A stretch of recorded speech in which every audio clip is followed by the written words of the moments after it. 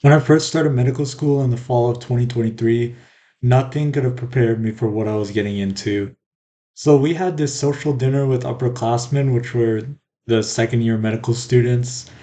And right after we finished the prologue for our classes, and they all told us how hard the first class is going to be and how much suffering and pain was about to happen to us. And to be honest, when I heard them, I kind of brushed off their concerns because I was someone that never really struggled that much in school. Maybe you are the same way too. I know a lot of my classmates were. Everyone told us high school would be hard. It wasn't. I would see memes online about people saying how college students were constantly sleep deprived and always studying because of how hard the college coursework was. Even undergraduate college courses weren't as hard as everyone was saying they were. And then I started medical school and started hearing the same things that I've heard about high school and college. This is so hard, and I feel like I'm studying all the time, and I have no time for anything else. So, what I thought to myself was, there's no way that medical school can be that bad. High school and college weren't as bad as everyone was saying, so medical school can't be either. But it turns out medical school was really as bad as everyone said it was. The best analogy I can think of for medical school is that it's like if you're standing in front of a 12-foot deep swimming pool and someone just pushes you in. Either you learn to swim or you end up sinking. There is no one for me that eased me into it or that taught me what I was supposed to be doing. I was meant to figure this all out on my own or I risked drowning. The first day of medical school, we started off with the course introduction into anatomy, which that was fine. And then we spent an hour learning about anatomical terms like medial and lateral, superficial, deep, all that stuff. And then we had a 2 hour long lecture about the superficial back. I was someone whose brain was very conditioned by short form content from Instagram Reels and YouTube Shorts. So I had trouble paying attention to the full 4 hours of lecture that medical school expects from you. By the end of lectures that day, I felt like I had retained almost nothing. I could tell you that medial was in the middle of the body, and then lateral was sides and side to side, but that was about it. I was already feeling overwhelmed, and it was just the first day. Even though I had no one to guide me through this process, I don't want that to be the same case for you. I want to be equivalent to that lifeguard that is watching you as you're trying to swim. I want you to try to swim on your own, but I will be there to help you when you're about to drown. So, the first tip I will give you is that you should stop going to lecture. In my class, there are around 150 students, and all of us would go to lecture in the first few weeks of class. For some reason, I was under the impression that it was mandatory to go to lecture, but apparently it never was. I was just wasting 4 hours of my life every day and I wasn't getting like any value out of it.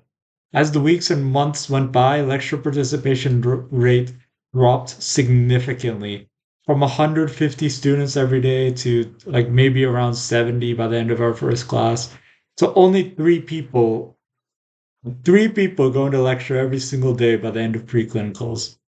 That means that only 2% of the class was showing up to lecture every day.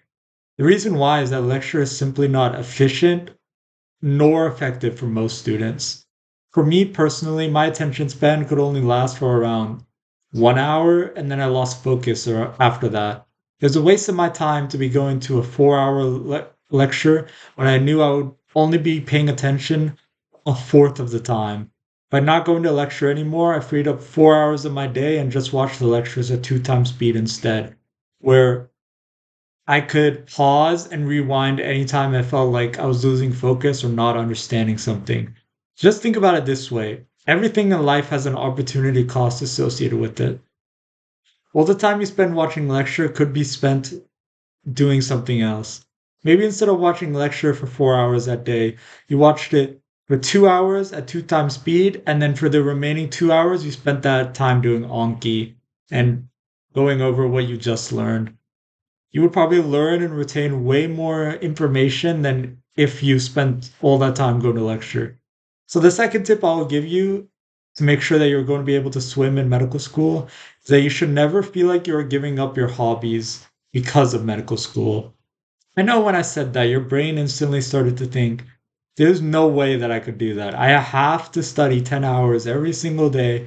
I will never have the time to do the things I used to love. And I know how you feel. I felt the exact same way, and I made the same mistakes as you have probably done before too. If you really loved and enjoyed biking and you used to do it for 1 hour every single day before medical school, and you suddenly stopped because you felt overwhelmed by all the coursework, I would tell you that you shouldn't have stopped biking in the first place. Pick up whatever it was you loved doing before medical school and start going out and doing that thing again as soon as today or tomorrow, whether that's gardening or going to the gym or riding your bike or running. Let's talk about how to realistically implement your hobbies back into your life. So don't tell yourself you're going to the gym after you're going to be done with all your studying that day. The truth is that it feels like studying in medical school will never end. So it's not worth it to do it this way. When you're studying, you'll go through the slides from one lecture and then the slides of the next one. And then you'll realize, oh, I haven't like reviewed the slides from Monday again. And then you go through that and realize you forgot most of it. So you have to spend like all this time going over it again. And it feels like you're constantly going and going with studying because it feels like you still don't know any of the information well enough yet. So what I suggest instead of going after you're done studying, which by the way, it feels like you're never going to be done studying, you start integrating your hobbies into your day after you finish a goal that you set out for that day.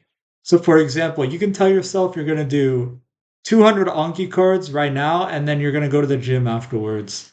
The reason why hobbies are so important to maintain in medical school is that they will improve your mental health, increase your connection with others, and also you will see a great improvement down the line, more than the extra time spent studying would.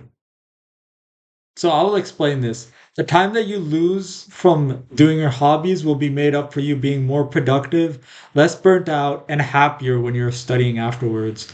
So you won't see a decline in your grades. In fact, you'll probably see an improvement in your grades like I did. The only exceptions I'll note are you should not introduce video games or social media back into your life as hobbies. Those aren't true hobbies, they're just a waste of your time and they're more likely to impede your studying rather than improve it. By the way, if you are a medical student or pre med that is interested in the path of self improvement, looking to connect with a group of like minded individuals on the same career track as you, to learn more about learning, motivation, and retention, and also receive one on one tutoring with me, please click the top link in the description. The third tip I would give is that you should start your day off with whatever your hardest task is. There's a saying by Mark Twain that if the hardest thing in your day is to eat the frog, then start your morning by eating the frog. There is a lot of truth in this statement, and the reason this works so well is because the hardest task of our day is the one that we least want to do. Because we really don't want to do it, we end up pushing it back and making it the last thing we do that day. Or even worse, we don't even end up doing it that day at all. For me, that task was Anki. I always dreaded opening up Anki and seeing that there were 800 cards due. It made me want to procrastinate on doing it, and then I would never end up even doing it that day anyway. So let's say that you're also like me and you don't like doing Anki. The best thing you can do is start the day off by doing Anki as your first task. And the rest of the day is only going to get better from here on out. The task you're dreading the most of doing is already done for the day, so the day is really only uphill from here or downhill. It makes medical school seem a lot more manageable when whatever task you were dreading that day was already completed at 10 a.m. and you have the rest of the day to pursue other things. You won't feel like you are constantly drowning in medical school anymore. And these are all the tips I can give you to help you navigate this extremely challenging time in your life. Even though it was super difficult for me at the start, I learned to adapt and become one of the people that was able to swim through medical school rather than drown. Now that I've been doing this for a while, the coursework doesn't even phase me nearly as much as it used to anymore. If you are feeling overwhelmed and stressed, just know that you will get through whatever rut you're in right now, and life will get better eventually. You just have to keep pushing through. If you want more individualized tutoring as well as videos on motivation, retention, and learning in medical school, and to join a community of like minded individuals on the same path, click the top link in the description. Otherwise, I bid you all farewell.